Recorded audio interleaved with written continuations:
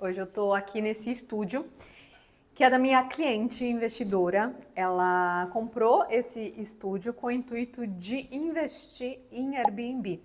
Ela mora na Cidade do México e estava procurando justamente um profissional para cuidar de tudo para ela, desde projeto, acompanhamento, gestão, gerenciamento de obra. E é isso que eu estou fazendo aqui.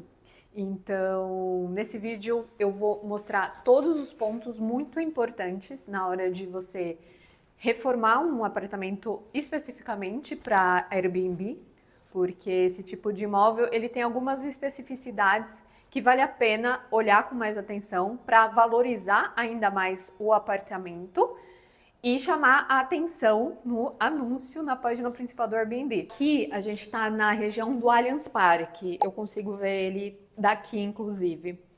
É uma área em São Paulo excelente para esse tipo de investimento, porque o Allianz sempre tem show, evento, então é uma região que tem muita procura, tanto relacionado, né, ao estádio. É claro que o estádio acaba sendo o ponto principal, eu acredito, de quem vai alugar aqui, mas também é uma região muito consolidada em São Paulo, né? Então, mesmo que não seja para fazer algo específico ali no Allianz, é uma região muito procurada, muito favorável para alguém que vem a trabalho. Um ponto importante de falar aqui é o prédio, ele tem duas entradas.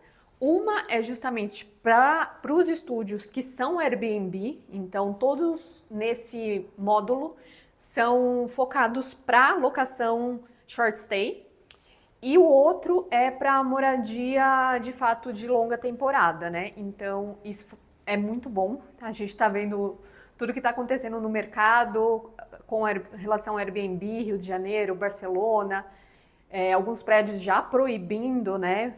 Tem toda a questão imobiliária envolvida, que eu não vou entrar em maiores detalhes, mas tá acontecendo. E quando o cliente compra o imóvel já sabendo que é exclusivamente para uso de Airbnb, ele já tem uma garantia maior de não comprar o apartamento e no meio de tudo saber, vai proibir no prédio, né? Então, eu achei muito interessante já ser um módulo pensado só para essas curtas temporadas, né? Tudo, vamos começar com um tour. A gente está no meio da obra, muita coisa já aconteceu. A gente está há 4 semanas em obra, exatamente 4 semanas, muita coisa já aconteceu. E vamos fazer um tour para eu mostrar para vocês. E também nesse vídeo eu vou fazer um teste de cores de tinta, que é muito importante. Às vezes a gente vê a cor no celular, na tela do computador, e, gente, muda muito, porque tudo influencia na cor final que você vai ver na sua parede. O teste está ali, tudo muda, iluminação, composição, então, muito importante fazer teste de cor da tinta na própria parede. Mas vamos começar o tour. A entrada do estúdio, tá? Aqui a gente vai fazer um hall colorido, um monobloco, tá? Nesse tom de azul, que depois eu vou especificar qual é, mas vai vir toda uma pintura de azul, tanto na porta quanto aqui na lateral, porque aqui no projeto está previsto a gente vir com uma porta laqueada, exatamente no mesmo tom da tinta, para ficar bem camuflado, sabe? Vamos pro banheiro? O banheiro, vamos começar por uma questão técnica que aconteceu por aqui. Quem está me acompanhando lá no Instagram, @letiarquitetura, já sabe que aqui a gente precisou fazer um remanejamento de vaso sanitário. Para fazer remanejamento de vaso sanitário, ou a gente faz pelo vizinho de baixo, ou a gente precisa fazer um enchimento do contrapiso. E para fazer um enchimento do contrapiso, para descer a tubulação, né, do vaso, que precisa ter um caimento, a gente criou esse degrau, tá? Aqui era um banheiro para deficiente. E a porta, o vão de porta era bem maior que isso, tá? Era uns 15 centímetros a mais. O que que a gente preferiu fazer para aumentar o tamanho do box, que não é um box muito grande, né? A gente diminuiu o vão de porta, então a gente fez aqui tem um enchimento para aumentar o box e diminuir o vão de porta. tá? Então, a gente fez isso por aqui.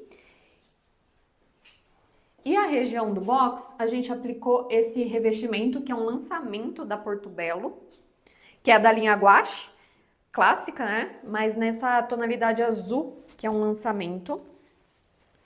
Nossa, Leti, mas que solução diferente, né? Por que que você construiu essa muretinha por aqui? Bom, aqui a gente tinha algumas questões estruturais e técnicas do porquê eu tô apoiada nessa muretinha e aqui é um box. Nessas duas paredes, essa aqui é o próprio drywall. O drywall, gente, não é assim fazer nicho em paredes de drywall. É praticamente impossível, tá? Por quê? Primeiro que o drywall, a hora que você quebra, vai ter toda a estrutura dele passando por dentro. E depois que a profundidade que você vai conseguir para abrir nicho em drywall é mínima. Tipo, você não vai conseguir apoiar um shampoo na profundidade do drywall. Então, assim, aqui já não era uma opção a gente fazer. Acho que aqui dá pra ver no vídeo ó, a profundidade dele. Aí você quebra, aí tem a estrutura passando. Enfim, tem que reconstruir tudo. Eu tô falando isso porque eu já vivi isso na obra, gente. Então, assim, nunca mais faço isso. Meus prestadores agradecem, porque realmente é caótico. E essa parede aqui é o vizinho que tá colado a mim. Eu não quis arriscar. Eu não sei quanto tá de profundidade. Imagina o vizinho de lá, que também é o box, decide abrir e aí, né, vira um encontro de nicho. Vira tipo um... Fica tipo um... Aí como fala quando você vai olhar pro vizinho no olho mágico? Aí um se vê, né? Então eu achei melhor não. E aqui também não dava porque tá passando toda a tubulação hidráulica, né? Como que eu vou fazer um rasgo aqui? Então a solução foi justamente essa muretinha, porque essa mureta, ela vai funcionar tanto como aqui vem um vidro fixo e aqui é uma porta de abrir, então entrei no box, aqui é o chuveiro, e aqui é apoio para shampoo. Então, essa muretinha, ela funciona tanto como um apoio de shampoo, quanto eu imagino, idealizo colocar um toalheiro aqui, para ter mais toalha para colocar para o hóspede, né? Então você pode colocar uma toalha de banho aqui e uma toalha de banho em cima do vaso, entendeu? Para não ficar no box. O que acontece quando a gente tem drywall dentro do box? Normalmente, a construtora entrega com um revestimento dentro do box em parede de drywall. Se a gente, para início de conversa, tira o revestimento, o drywall meio que sai junto. Então, eu preciso considerar a reconstrução da parede de drywall. Eu preciso considerar um drywall novo ou uma parede nova de alvenaria, né? E por isso, fica a dica. Fica a dica, essa dica é muito valiosa. Eu aprendi em obra, porque quando eu fazia só o projeto e eu não tinha vivência de obra, eu achava que dava para fazer. Dá, mas é mais complicado. Você é melhor você não tirar o revestimento que está colado nessa parede de drywall entregue pela construtora, passar uma massa específica e vir com um revestimento novo. Fica um piso sobre piso? Tecnicamente, sim, mas é melhor do que você tirar o revestimento, reconstruir a parede de drywall, que vai cair tudo, sim, vai cair tudo, fazer uma nova, impermeabilizar, enfim, é uma tour muito mais complexa. Então, essa dica é de ouro para você. Não precisa, você pode fazer isso com essa especificidade, tá? Eu também não gosto de fazer piso sobre piso quando não tem essa especificidade, tá? E também, às vezes, fora do box, todo esse banheiro, ele tava com revestimento, tá? A gente não tirou nada, porque senão ia cair tudo. Então, tá tudo com massa dentro do box. A gente instalou o novo revestimento. E aí, fora do box, massa e pintura. E fica maravilhoso, fica ótimo, excelente. Alguém fala que a gente não tirou? Não. E foi muito mais ágil ágil, limpa a obra do que se a gente tivesse tirado, tá? Então, é isso. Mas voltando, então, aqui a gente tinha essa questão das duas paredes, aqui é o vizinho colado em mim, que eu fiquei, cara, se a gente... Primeiro que, se você abre um nicho em uma parede de drywall, o drywall, ele tem toda a estrutura dele passando dentro. Você não consegue espessura nenhuma, profundidade nenhuma.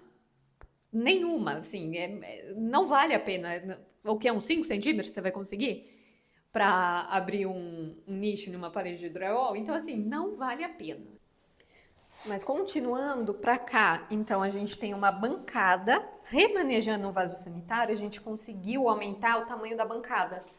Porque o vaso, ele estava encostado aqui e uma pia de louça, né? Então, olha essa extensão de bancada nesse Aglostone Cinza Prime. Óbvio que aqui ainda vem um espelhão, por isso que tem um rabicho de LED. E esse é o banheiro, vai ficar lindíssimo. Vamos gravar rápido? Olha a escuridão que tá aqui. São o quê? 4h30 da tarde, já tá escurecendo nessa cidade. Mas eu tô sem iluminação no apartamento. Mas continuando aqui pelo tour, cozinha. A gente já instalou bancada. O granito preto São Gabriel é uma opção excelente para imóvel investimento. A gente nunca sabe o cuidado de quem vai se hospedar aqui, né? Então o granito, além de ser super resistente, ele ser preto ainda, aparece menos marcações, né? Então...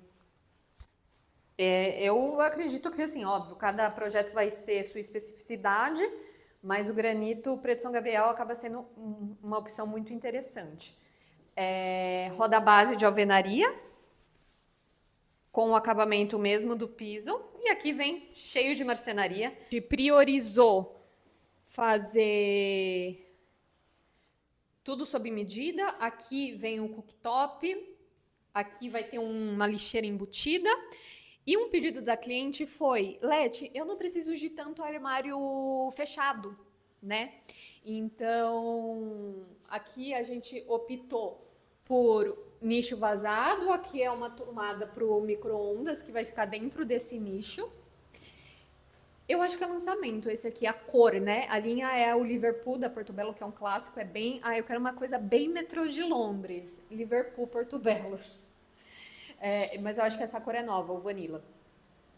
E aqui a gente tem um módulo com porta de vidro canelado, que é muito bom também para hospedagem Airbnb, porque o hóspede consegue ver o que tem dentro minimamente e também acaba sendo um módulo assim mais decorativo, né?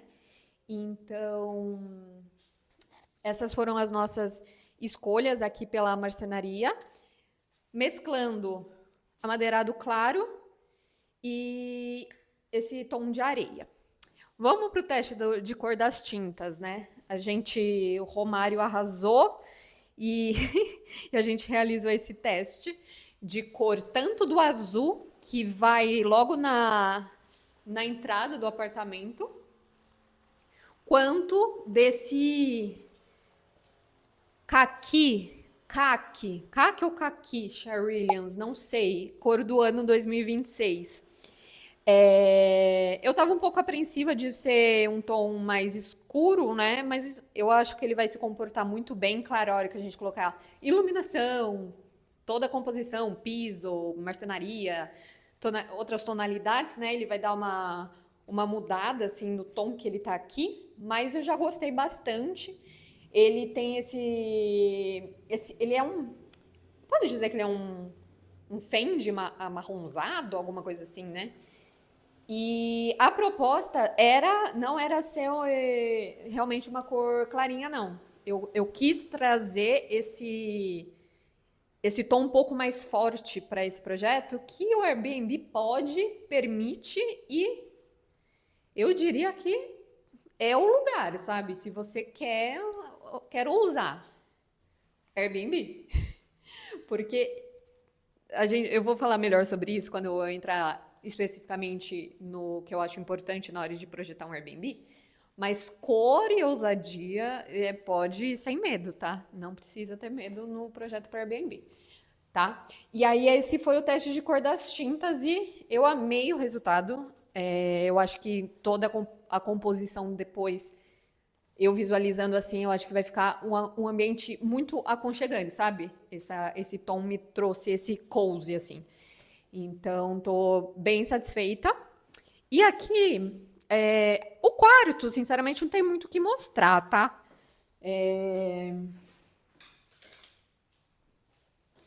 Primeiro que eu uni tudo aqui no cantinho, pedi pro pessoal os materiais para ficar mais claro para fazer a gravação.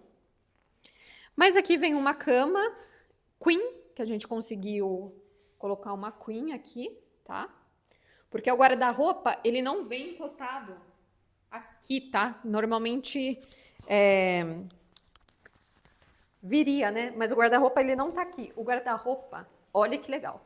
Eu projetei um módulo de fora a fora, aonde o móvel, ele é aberto. Gente, Airbnb tem que ser prático, a pessoa vai tirar da mala e vai colocar no cabideiro, entendeu? Não precisa ser fechado. Então a gente fez super um elemento também decorativo, né? Junto de algumas gavetas e espaço de trabalho ou de alimentação. Aqui vem um módulo piso-teto, tá?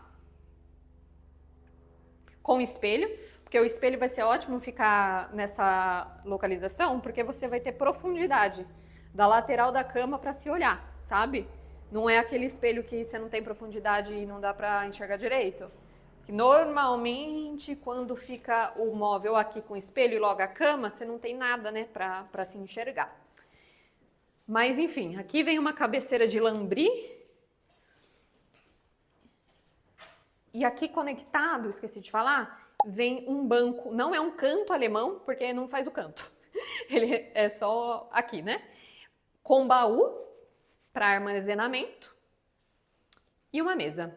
Mesa de trabalho ou mesa de estudo, né? Ou a pessoa fica ali ou ali. Eu julgo que aqui vai ser onde a pessoa vai trabalhar e fazer a refeição. Mas também tem duas opções se forem duas pessoas, né? E aqui é uma área mais técnica do apartamento. Vocês acreditam que isso aqui é estrutural? É a viga do apartamento de baixo que é a de cima, enfim, gente, coisa de construtora. E aí depois o arquiteto que se vire para achar a solução, né? Mas aqui o que a gente fez? Mantivemos, né, obviamente, essa estrutura. Essa aqui é uma área técnica, obviamente vai sair essas coisas. E aqui a gente projetou um módulo de marcenaria aberto só com prateleira. Para ser decorativo, não ver diretamente essa área técnica, talvez a gente coloque algum elemento decorativo naquela parede de fundo, sabe? E ficou assim. Está ficando assim, né? A gente já avançou bastante. Vou até sentar aqui nessa lata de tinta. Muito mão de obra mesmo, né? Pra gente conversar sobre pontos importantes na hora de você projetar um apartamento para Airbnb. Eu tô falando Airbnb, exclusivamente Airbnb, não tô falando locação de longa temporada, tá? Tem as suas especificidades. Eu sempre pergunto para o cliente investidor, é Airbnb? Para já pensar nesses pontos como primordiais, assim, pontos principais, tá? Quem nunca entrou no site do Airbnb, né, para fazer uma locação, uma procura e viu apartamentos horríveis, caindo aos pedaços, em um valor exorbitante, principalmente em Rio de Janeiro, gente, eu tenho propriedade para falar, porque o que eu pesquiso de Airbnb no Rio e vou para lá é loucura. Eu fico, gente, como vocês têm coragem de cobrar isso aqui nesse apartamento? Faz sentido nenhum. Por quê? Porque muitas pessoas esquecem da parte mais importante e inicial para começar a lucrar com o Airbnb, que é reformar o apartamento, né? Então, tendo em vista que você já é uma pessoa consciente e que vai reformar esse apartamento para Airbnb, eu listei alguns pontos importantes que eu, arquiteta, considero importantíssimo na hora de projetar para um estúdio Airbnb, tá? Primeiro de tudo, troca dos revestimentos entregues pela construtora. Sim, isso vai agregar muito valor na hora de você colocar esse estúdio para locação. Colocar, por exemplo, se a gente tivesse deixado esse apartamento do jeito que ele foi entregue, do jeito que ele vai ficar.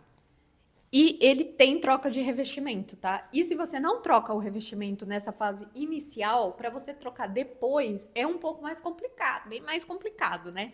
Então considera a troca dos revestimentos existentes entregues pela construtora se for um imóvel novo e se for um imóvel antigo, também avaliar as condições desse revestimento, mas de uma maneira, de uma forma geral, troca de revestimento sempre é um ponto muito importante.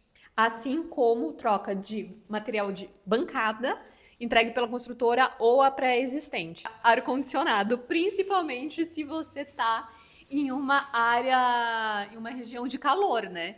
Então, se bem que hoje em dia, né, ar-condicionado é um item essencial em qualquer lugar com aquecimento global, né? Mas considere colocar ar-condicionado, que com certeza vai valorizar ainda mais o seu apartamento. E marcenaria sob medida, acho que eu não preciso nem falar, assim, né? Ainda mais se tratando em estúdio. Uma marcenaria sob medida você consegue ter um melhor aproveitamento, claro, se bem projetado, do espaço que é reduzido, né? Então, óbvio, você vai acabar tendo módulos que não são sob medida, né? Que são módulos soltos, então cadeira, mesa de jantar, algumas mesas de cabeceira, eventualmente, mas eu acredito que para um Airbnb, um dos maiores orçamentos também é o de sob medida, para você conseguir ter essa valorização, tá? E também, imagina, eu não consigo nem imaginar uma cozinha e um banheiro sem um gabinete de marcenaria sob medida, entendeu? Então, marcenaria sob medida. E por último, e não menos importante, que na verdade eu diria que é uma dica, né? Investir realmente e poder ousar. Então, quero colocar cor, coloca, quero colocar estamparia, coloco, composição diferente. Esse é o lugar para você fazer isso, tá? Não que os outros imóveis não sejam, né? Eu acho que você pode ousar dentro da sua casa de uma maneira geral. Mas é um espaço que com certeza te dá liberdade e que, na verdade, vai só te trazer benefício, né? Pensa, quando você entra num anúncio, né, no site assim, principal de locação do Airbnb, o que de primeiro momento te chama a atenção? É a estética, né? É o que mais visualmente vai te chamar a atenção. Depois você vai ver valor, tá próximo da onde eu preciso ir, tem os itens que eu preciso, mas de uma maneira geral, de primeiro momento, é a estética, né? Então, use isso como seu aliado nesse momento.